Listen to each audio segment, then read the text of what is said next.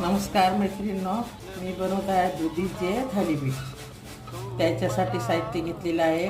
1 वाटी ज्वारीचं पीठ, 1 वाटी गव्हाचं पीठ, अर्धी वाटी तांदळाचं पीठ, 2-3 चमचे बेसन आणि हे ठेसा, मिरची, जिरं, लसूण, सांबार.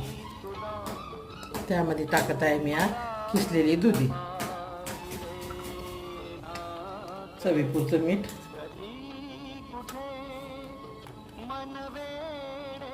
हळद,